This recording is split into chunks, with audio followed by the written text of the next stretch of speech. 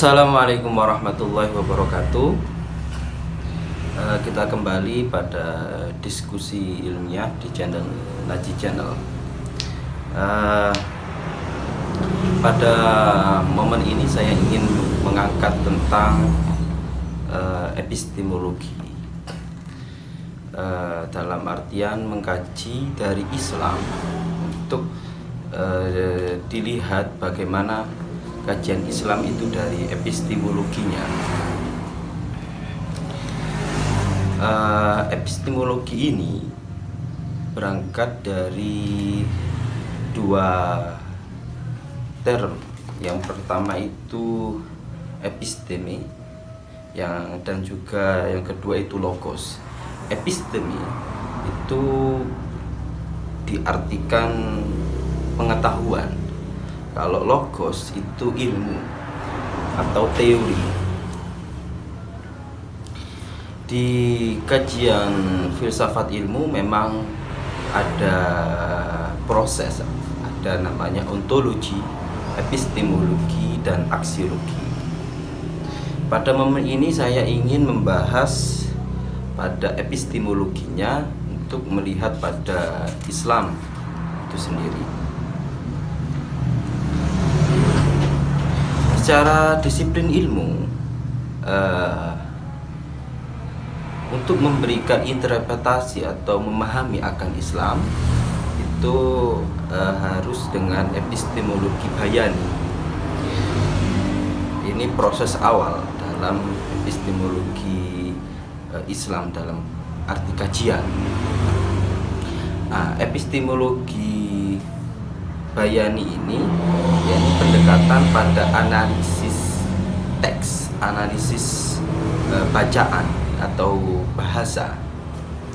Epistemologi ini akan bersumber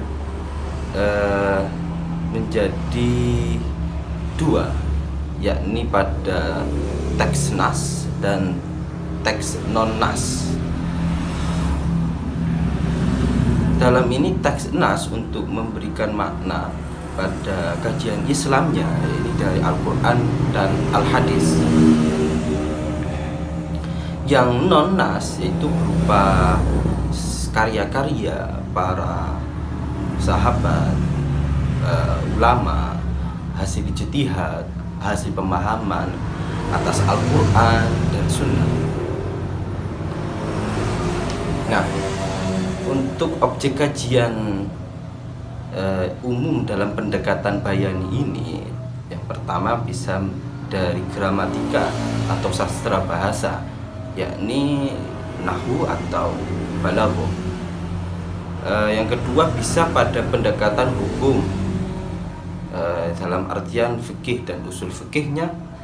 Yang ketiga bisa pada filologi, yakni ilmu tentang manuskrip. Jadi memahami tentang manuskrip yang dulu tercecer dalam segi khazanah intelektual. Yang keempat pada teologi, itu pemahaman tentang ketuhanan. Yang kelima pada bidang-bidang ilmu Al-Quran dan hadis, atau ulumul Quran atau ulumul hadis. Nah, kalau pada corak dari epistemologi bayani, coraknya itu dengan pendekatannya cenderung deduktif, yakni dari umum ke khusus. Sifatnya itu deduktif. Dalam segi paradigmanya, dalam segi epistemologi bayani, mempunyai kecenderungan pada ajaran yang mutlak atau dogma yang harus dipatuhi, tidak bisa tidak, harus diikuti. Ketika Al-Quran mengatakan ini, pun Al-Hadis mengatakan ini, sudah saklek sesuai dengan teks.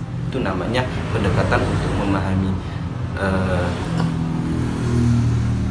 Islam dalam kajian. Karena epistemologi ini adalah suatu teori ilmu, dalam artian dilarikan pada filsafat ilmunya, bisa menghasilkan maksud dan tujuan dari pendekatan epistemologi. Sehingga kalau diberi gambaran seseorang yang memahami dalam kajian pendekatan epistemologi Bayani, dia tidak boleh sama sekali untuk memperdebatkan, tidak boleh sama sekali untuk bisa mempertanyakan, karena sudah real global sifatnya, memberikan suatu informasi sehingga tidak ada unsur untuk memberikan interpretasi yang lain. Dalam hal ini teks dalam pendekatan epistemologi Bayani sifatnya masih ada kekurangan, karena dalam analisa konteks kadang konteks yang berbeda tidak mampu untuk memberikan jawaban, memberikan makna, karena semacam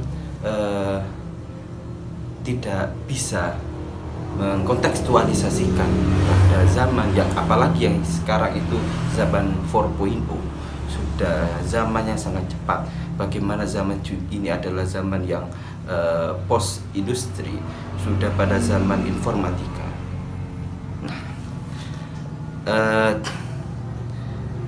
Itu dari penjelasan saya. Besok saya akan melanjutkan pada epistemologi selanjutnya, karena masih ada untuk memahami kajian Islam.